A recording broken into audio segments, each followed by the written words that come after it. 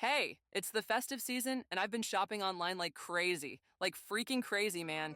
And then out of the blue, I got a call from my bank. Out of nowhere. Hello, is this? It is. Who am I speaking to? This is Gregor McGregor, calling from bank. This is a customer service for clients as valued as yourself.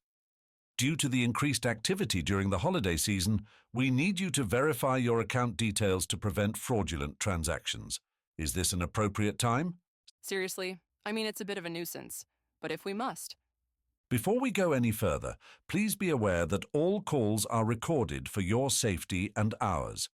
We are a registered financial service provider, and any improper action on our behalf can be taken to the banking ombudsman. Are you happy to proceed? Sure. What do you need to know? I will need to do some security checks, but first I need to confirm that I am speaking to the correct person. Please tell me your username and password. You mean for internet banking? Yes, that will be sufficient. Well, I use my email address to log in, and my password is. Thank you. Now, for extra security, please confirm your full name, address, and your identity number. You're being very thorough. Are you sure it's okay for me to give you this information? I'm so glad you asked that.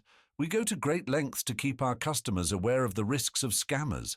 I can see that nobody is going to pull the wool over your eyes. Well, I'm quite internet savvy. I don't fall for any old thing online. I can hear that. Unfortunately, we only do this check once, so I will need your details. Did I mention that all customers that participate stand a chance of winning a weekend away to Cape Town? No, you didn't tell me. We don't like to lead with that because we want our customers to give their information freely. Besides, I can hear that you wouldn't be influenced by a prize. You're a bit of a charmer, Gregor. I hope your manager doesn't listen in. All right then, my details are. Thank you. Let me just check this account. Wait, there seems to be some suspicious activity. I've been buying a lot of Christmas gifts online. No, this seems to be more serious.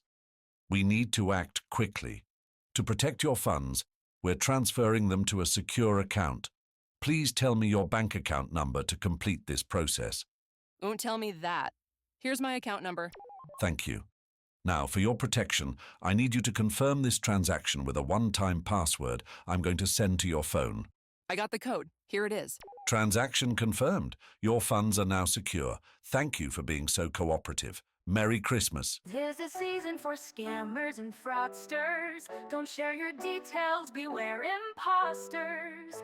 They'll promise you gifts and deals that glow, but your ho-ho-hos might turn to whoa-whoa-whoa. Stay alert, don't click that link, it's not the deal you think.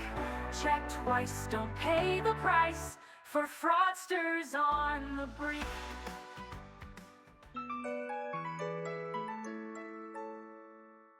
Hello? This is your bank's fraud prevention team. We've detected an unauthorized attempt to access your account. Did you initiate any changes to your account today? What? No, I just updated my security settings because you called me. We would never contact you like that. You've been unfortunately defrauded. We need to lock your account immediately. Please change all your passwords straight away. Oh no, I've been tricked. All my Christmas savings. I feel like such a fool.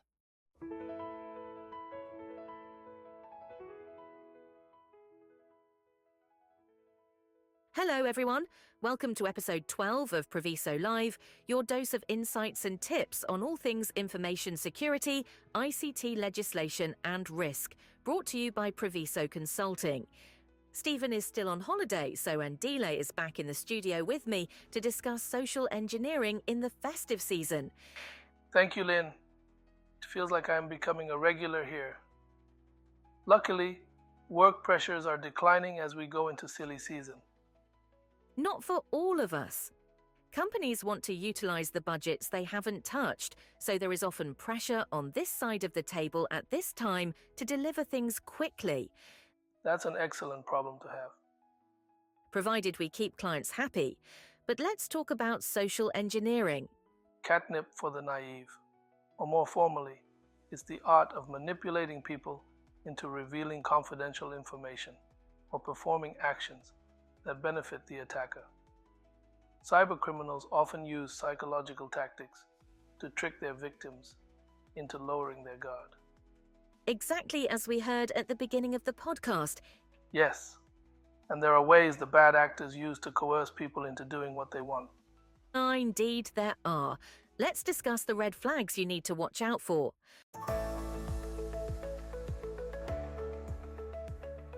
First, attackers often pose as legitimate authorities, such as IT support staff, bank representatives, or executives, to gain credibility. Banks will not contact you and ask for your details. They have them already. But generally, always be suspicious when anyone contacts you and asks for personal information, especially when they use flattery. Fraudsters often compliment the victim or express admiration in some way to make them more susceptible to manipulation. And the biggest red flag of all, creating a sense of urgency, claiming that there is an urgent issue that needs immediate attention, such as a security breach or a system outage. They try to leverage the victim's emotions, using fear tactics to scare victims into compliance, or greed by offering enticing rewards, such as discounts or free gifts to tempt victims to take risks. It's the festive season, and these scammers are out there catching victims every day. I think what really gets to me is that they target the less computer literate, which probably means those that can least afford it, and they hide their tracks very well. I've had family members scammed, Andy. I'm sure you have as well. They are getting harder to stop as well. We have already seen frauds using deep fakes aligned to social engineering. So what's the lesson, Andy? Don't believe everything you hear or see. I think we've made that point before, but yes, if someone is trying to make you give them information, especially if it sounds urgent or if there are special offers, stay away for your own sake. If people spent half the energy they use on crime to create something good, we would have a better world. That's it from Priviso Live for this week. Thank you, Andy, for joining me again.